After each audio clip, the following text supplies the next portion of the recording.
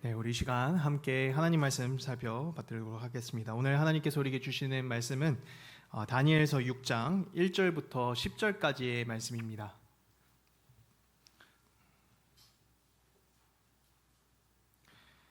다니엘서 6장 1절부터 10절까지의 말씀 우리 한 절씩 교독해서 읽도록 하겠습니다.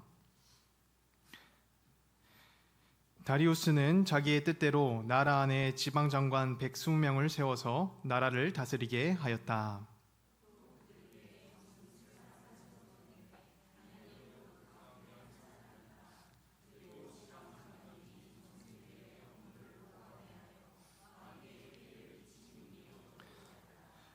그런데 다니엘이 다른 정승들이나 지방 장관들보다도 더 우수하였으므로 왕이 그를 나라의 통치자로 임명하고자 하였다.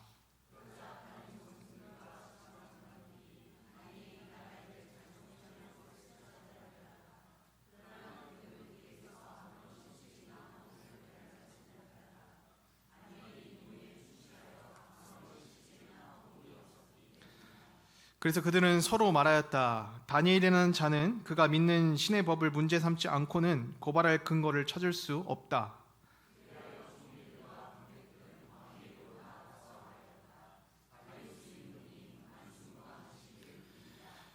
이 나라 정승들과 대신들과 지방 장관들과 고문관들과 총독들이 모두 의논한 바가 있습니다. 임금님의 법을 한 가지로 만드셔서 금령을 내려 주시도록 요청하기로 하였습니다. 그 법은 앞으로 30일 동안에 임금님 말고 다른 신이나 사람에게 무엇을 간구하는 사람은 누구든지 사자굴에 집어넣기로 한다는 것입니다.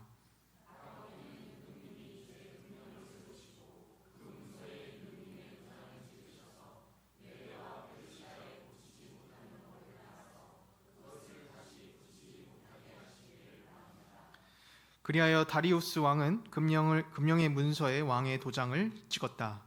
다니엘은 왕이 금령 문서에 도장을 찍은 것을 알고도 자기의 집으로 돌아가서 다락방으로 올라갔다.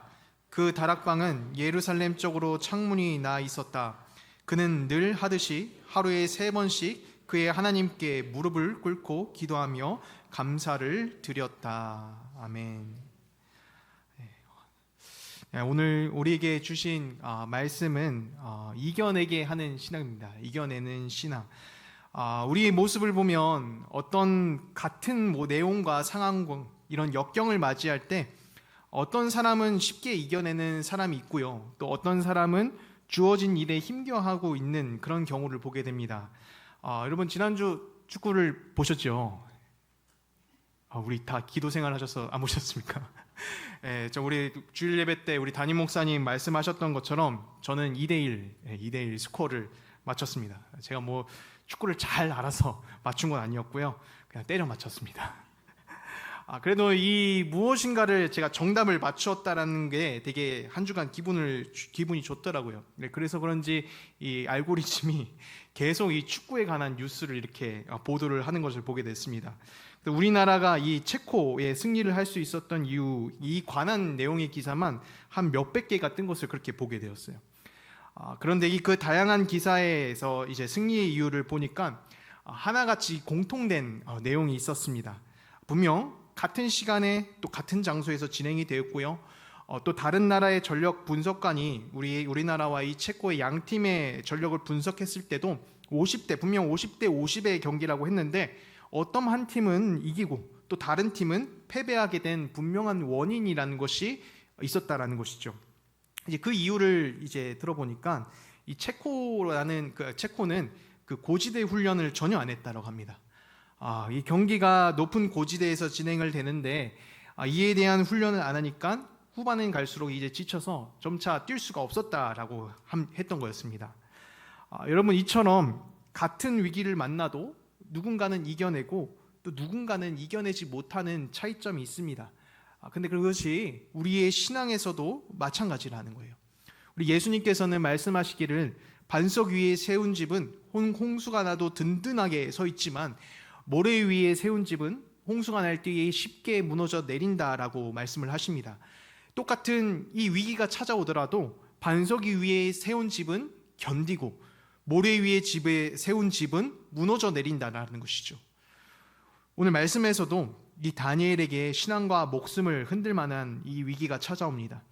다니엘이 본인이 신앙을 가졌다는 이유로 목숨까지 잃을 수 있는 위기였습니다. 그런데 이 다니엘은 이 상황 가운데에 신앙을 굳건히 지켜냅니다. 위기를 이겨내게 되는 것이죠. 우리 함께 말씀을 묵상하며 우리가 위기의 환경 가운데서도 이겨내게 하는 신앙은 어떤 것인지 함께 살피며 우리 마음 가운데에 새기고자 합니다. 그렇다면 이겨내는 신앙이라는 것은 대체 어떤 것일까요? 바로 첫 번째 모습은 습관이 있는 신앙이라는 거예요. 위기 가운데서도 또 어떤 흔들림 가운데서도 신앙을 굳건하게 잡을 수 있는 그 사람들의 공통적인 모습을 살펴보니까 그게 무엇이었냐면 신앙의 습관이라는 것이 있었다라는 것이죠. 여러분, 다니엘에게 찾아온 위기는 그냥 위기가 아니었습니다. 그동안 하나님 안에서 지켜왔던 신앙을 흔드는 그런 위기였습니다. 페르시아의 이 정승들이 왕을 속여서 다니엘을 죽이려 한 제목이 무엇이었습니까? 그가 하나님을 향한 온전한 신앙을 가지고 있으므로 만약 황제 폐하께 말고 다른 신에게 절하는 사람이 있다면 그를 사자굴로 던지십시오라는 제목이었어요. 다니엘에게 찾아온 신앙의 위기는 다름 아니라 그가 가지고 있었던 신앙 때문에 찾아온 것이죠. 그런데도 이 다니엘은 조서가 찍힌 그날에도 어김없이 하나님께 기도하는 자리로 나아가게 됩니다. 왜냐하면 그의 삶에 기도하는 이 신앙의 습관이라는 것이 배어 있었기 때문입니다. 여러분, 다니엘이 어떤 사람입니까? 오늘 말씀을 자세히 읽어보니까요, 이 다리우스 왕이 페르시아를 다스리기 위해서 이 제국에서 가장 지혜로운 지방 장관을 120명을 세웠다라고 해요. 그런데 그 120명 중에서도 정승을 3명을 세웠는데 그 정승 중에서 가장 지혜롭던 자가 이 다니엘이라고 합니다. 그 당시에 이 세계의 중심이라고 볼 수 있었던 이 페르시아의 제국안에서도 가장 똑똑한 사람이 바로 이 다니엘인 거예요. 우리 학부모님들도 이제 수능 때가 다가오면은 우리 자녀들에게 이 다니엘의 지혜가 있기를 우리가 바라면서 기도를 하잖아요. 그런 것과 마찬가지로 이 다니엘은 자신이 가지고 있었던 이 힘과 지혜로 충분히 이 위기를 이겨낼 수도 있었을 겁니다. 그런데도 불구하고 다니엘은 어떤 계책과 또 어떤 방법을 도모하기보다는 우선적으로 이 기도의 자리로 나아갑니다. 자신의 목숨이 걸린 큰 위기 가운데서도 당연하게도 그 해결법을 하나님께 구하는 것이죠. 이게 다니엘이 가지고 있었던 신앙의 습관입니다. 어떤 상황 속에서도 나 자신이나 다른 힘을 의지하는 것이 아니라 하나님만을 의지하는 습관이 들어져 있는 거예요. 다니엘이 기도의 자리로 나아갈 때에 성경은 다음과 같은 부분을 강조합니다. 우리 10전 하반부 말씀인데요, 우리 함께 읽어보도록 하겠습니다. 시작. 그는 늘 하듯이 하루에 3번씩 그의 하나님께 무릎을 꿇고 기도하며 감사를 드렸다. 그는 늘 하듯이 하루에 3번씩 하나님께 나아가 기도를 하였다. 언제나 그랬듯이 이 하나님 앞에 나아가고 하나님 앞에 물어보는 것이 그에게 있어서 자연스러운 습관처럼 배어 있었다라는 거예요. 그리고 이 신앙의 모습은 다니엘을 위기에 몰아넣은 듯하게 보이지만 오히려 다니엘의 생명을 살리게 됩니다. 위기와 역경 가운데서 늘 기도하는 그 모습대로 그 습관 덕분에 이 다니엘이 믿음을 지킬 수 있었던 것이죠. 성도 여러분, 우리에게도 이런 신앙의 습관이 있었으면 좋겠습니다. 우리의 믿음을 그 자리 가운데에 있게 하는 것은 우리의 몸에 밴 신앙의 습관이라는 거예요. 우리나라의 신앙의 선배로 우리 주기철 목사님을 많이 존경을 하는데요, 이 주기철 목사님의 삶을 보면은 우리가 본받아야 될 신앙의 모습들이 많이 보이죠. 그 가운데서도 또 일제의 이런 핍박 가운데 지켜나간 신앙을 보면 과연 나는 저 상황과 핍박 가운데서도 이런 믿음을 지킬 수 있을까라고 생각을 하면서 깊게 우리가 묵상을 하게 됩니다. 이 주기철 목사님 가슴 한편에 품었던 단어가 바로 일사각오라는 단어입니다. 예수님을 따라서 한 번 죽을 것을 각오한다라는 뜻이에요. 어떤 상황이 오더라도 나는 신사를 참배하지 않겠다. 이 다니엘의 세 친구가 마치 왕의 신상 앞에 절하지 않았던 것과 이 다니엘이 하루에 3번 시간을 정해서 기도하였던 그 각오와 매우 닮아 있습니다. 여러분, 우리가 주목해야 될 것은요, 주기철 목사님이 이런 대단한 각오를 하였다라는 것이 마치 신사참배에 강요라는 사건이 닥쳤을 때 비로소 부랴부랴 결단했던 그런 신앙의 각오가 아니었다라는 것입니다. 다니엘이 늘 하던 대로 이 기도의 자리 앞에 위기 가운데서도 나아갔던 것처럼 주기철 목사님의 삶에도 이런 습관이 배어 있는 것이죠. 늘 새벽 기도를 거르지 않았고요, 늘 성경을 깊이 읽었으며 작은 일 가운데서도 타협하지 않는 그런 신앙의 담대함이 배어져 있었습니다. 이 목사님이 새긴 일사각오라는 그 명칭은 어떤 위기가 만들어준 것이 아니라 이미 삶 가운데에 형성되어 있었고 위기라는 것의 표면으로 드러났을 뿐이다라는 것입니다. 성도 여러분, 우리에게도 이런 신앙의 습관이 배어 있었으면 좋겠습니다. 꽃밭 가운데 사는 사람은 어떤 향수를 뿌리지 않아도 그 가운데에 꽃의 향기가 나는 것처럼 우리 가운데 배어 있는 그 신앙은 우리를 돕습니다. 그리스도인의 향기가 날 수 있도록 배어 있게 합니다. 바라기는 우리 가운데도 이 신앙을 지켜내는 습관이 있기를 소망합니다. 그리고 이겨내는 신앙의 모습은 어떤 모습이 있을까? 두 번째는 당연한 믿음이 있다라는 거예요. 믿음을 가지고 있는데 그 믿음을 당연하다라고 생각을 한다라는 것이죠. 그 마음 가운데에 의심이 없는 거예요. 당연히 하나님께서 이루시고 지키실 것이라는 것을 내가 믿습니다. 이 고백 가운데는 언제나 신실하신 하나님을 믿는 온전한 믿음이 담겨져 있습니다. 당연한 믿음은 하나님께서 이런 것들을 당연히 해주실 거야, 아니면 나에게 은혜를 당연히 주실 거야, 마치 어디 은혜를 맡겨놓은 것을 찾는 것처럼 당연하게 생각하는 것과는 다릅니다. 우리는 당연하게 하나님을 믿는 것입니다. 이 다니엘이 기도의 자리로 뛰쳐나왔다 갔던 것처럼 내가 겪게 되는 상황에서 나의 힘으로나 아니면 어떤 지혜로나 해결하려 하는 것이 아니고요, 어린아이가 어떤 일이 생기면 당연히 부모님이 해결해 주실 것이라고 믿고 또 구하는 것처럼 의심 없이 믿는다라는 겁니다. 여러분, 다니엘이 기도한 장면을 보면요, 늘 하던 대로 기도했던 그런 신앙의 습관도 보였지만 하나님께서 이 상황을 당연하게 해결해 주실 것이라는 믿음도 가지고 있었습니다. 우리 10절 말씀인데요, 우리 한번 다시 보도록 하겠습니다. 다니엘은 왕의 금령 문서에 도장을 찍은 것을 알고도 자기 집으로 돌아가서 다락방으로 올라갔다. 그 다락방은 예루살렘 쪽으로 창문이 나 있었다. 그는 늘 하듯이 하루에 3번씩 그의 하나님께 무릎을 꿇고 기도하며 감사를 드렸다. 다니엘은 자기가 기도하면 죽게 된다라는 것을 알고 있었습니다. 자기가 무조건적으로 죽게 된다는 것을 알고도 다락방으로 올라갔다라고 해요. 우리의 생각으로 장소만 바꿔서 기도를 한다면 지금 이 다니엘은 어떤 문제도 찾을 수가 없습니다. 이 장소만 바꿔서 사람들이 보이지 않는 자기의 방 안에서 늘 하듯이 기도를 하면요, 이 기도의 습관도 지키고 또 목숨도 지킬 수 있는데 일부러 사람들이 자신이 기도하는 것을 보라고 이 창문 앞으로 나아가서 기도를 하였다라고 해요. 어찌 보면 우리가 보기에는 무모하게 보이고 답답하게 보이기도 한 이 다니엘의 선택입니다. 그러면 왜 다니엘은 이처럼 무모한 선택을 하게 되었을까요? 다니엘 가운데에는 당연한 믿음이 있었기 때문입니다. 내가 만인이 보고 있는 이 앞에서 하나님께 기도하여 내가 다 사자굴에 던져질지라도 그것은 괜찮다. 왜냐하면 내가 사자굴에 들어갈지라도 그곳에서 이 세상의 주인이신 여호와 하나님께서 지키시라는 것을 당연하게 믿었기 때문입니다. 다니엘 이전에도 사자굴과 비슷한 사건이 있었죠. 이 느부갓네살 왕이 다니엘의 세 친구를 풀무불에 던진 사건이었습니다. 이들이 풀무불에 던져지게 된 이유도 같았습니다. 하나님 앞에서 믿음을 지켰기 때문이었어요.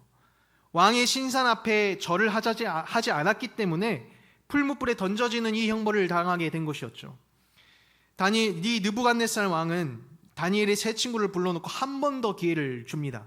너희가 지금이라도 이 신상 앞에 절을 한다면 내가 너희를 살려주겠다. 그런데도 이 세 친구는 자신의 의견을 굽히지 않았습니다. 왜냐하면 하나님께서 우리를 반드시 지켜주시라는 믿음을 붙잡고 있었기 때문입니다. 이전에 왕의 밥상에서도 고기를 먹지 않고 채소만을 먹었을 때에 하나님께서 우리를 건강하게 지켜주셨던 것을 기억하면서 내가 풀무불에 들어갈지라도 하나님께서 나를 반드시 지켜주실 것이다. 그리고 이 당연한 믿음은 다니엘에게서도 이어집니다. 하나님께서 그 뜨거운 풀무불에서 친구들을 지켜주셨던 것처럼 내가 오늘 이 사자굴에 들어갈지라도 주님께서는 지켜주실 것이다. 굴 안에 당연한 믿음을 가지고 들어가게 되는 것이죠. 그 결과 하나님께서는 그의 믿음대로 사자의 입을 막아주십니다. 다니엘의 옷깃도 해칠 수 없도록 그의 믿음대로 주님께서는 지켜주신 것이죠. 성도 여러분, 우리 가운데도 주님을 향한 이 당연한 믿음이 있기를 소망합니다. 때로는 우리를 흔들게 하는 위기나 상황이 우리의 완전한 믿음을 흐트러뜨리기도 합니다. 우리의 마음은 얼마나 연약한지 의심을 해요. 설마 이런 상황 가운데서도 하나님의 은혜가 있을 수 있을까? 응답하실까? 라는 생각을 가지면서 우리는 인간적인 생각으로 가끔은 타협하기도 하고요, 의심을 하기도 합니다. 그래서 이 베드로가 예수님을 따라 물 위를 걸어갔을 때에 물에 빠지게 된 것 같습니다. 우리의 이 약한 믿음이 우리의 모습일 때도 있다라는 것이죠. 그런데 우리의 가운데에 위기와 상황을 이겨내게 하는 것은 나의 어떤 걱정도 나의 계획도 아니라는 겁니다. 내가 하나님의 사랑받는 자녀라고 한다면 주께서 나를 반드시 돌보시리라는 믿음입니다. 그리고 이 믿음이 우리의 신앙을 지켜냅니다. 찰스 스펄전 목사님께서는 이 위기와 고난의 상황일지라도 우리가 믿음을 가지고 사는 것이 얼마나 중요한지를 전하는데요, 이렇게 말을 합니다. 하나님의 섭리는 우리의 생명과 쓰임의 위대한 보호자이며 그 신적 돌보심 아래서 우리는 위험으로부터 완전히 안전하다. 나는 가장 밝은 빛 가운데서 걷기보다 차라리 어둠 속을 걸으며 내 하나님의 약속을 굳게 붙드는 편을 택하겠다. 나의 길이 밝고 또 어둡고 또 편하고 불편하고 그게 중요한 것이 아니라 하나님의 섭리를 믿고 사는 것이 중요하다라는 겁니다. 그것이 어두운 길일지라도 내가 마치 사망의 음침한 골짜기에서 길을 걷는 것 같더라도 그 사망의 음침한 골짜기에서 나를 지키시는 주의 지팡이를 믿는 것, 이것이 우리가 붙들어야 할 믿음입니다. 바라기는 이러한 믿음이 우리 가운데 있기를 바랍니다. 당연한 믿음입니다. 상황이 어떤지 그것을 중요하게 바라보기보다 주님께서 반드시 응답하신다, 이 믿음을 굳게 잡으시는 우리 성도 여러분들이 되시길 바랍니다. 우리 말씀을 정리합니다. 우리는 어떤 이 다니엘의 말씀을 보면서 다니엘과 같은 능력과 사자굴에서도 이길 수 있는 이 담대한 믿음이 우리 가운데 있기를 바랍니다. 그런데 이런 이겨내는 믿음은 다니엘이 뛰어났기에 하루아침에 받은 능력도 신앙의 담대함도 아니었습니다. 하나님께서는 다니엘을 차근차근히 빚어가신 것이죠. 우리는 다니엘이라는 사람을 집중할 때가 있지만 오늘 분명한 성경 말씀은 다니엘이 아니라 그 능력과 지혜를 주신 분이 여호와 하나님이심을 조명합니다. 당대에 호령했던 모든 황제들 역시도 다니엘의 능력이 그가 지혜로웠기 때문이 아니라 여호와 하나님께서 주셨다라고 인정을 합니다. 그 가운데서 다니엘은 하나님을 의지하는 법을 차근차근히 쌓아갔습니다. 매번 하나님께 기도하는 믿음의 습관을 가지는 것, 이건 역시도 어떻게 보면 하나님께 뜻을 물으면서 하나님을 의지하는 것이고요, 사자굴일지라도 하나님께서는 반드시 나를 지켜주신다, 이 당연한 믿음, 이 믿음 역시도 하나님 말고는 내가 다른 대안이라는 것이 없다라는 것을 인정하며 온전히 하나님만을 의지하는 태도입니다. 그 가운데에는 하나님을 의지하는 삶이 있죠. 우리 가운데도 하나님만을 의지하는 이 신앙의 믿음이 있었으면 좋겠습니다. 주님만을 의지함을 결단하며 어떤 상황 가운데서도 하나님의 일하심으로 이겨내는 우리 성도 여러분들이 되시길 주님의 이름으로 축원드립니다.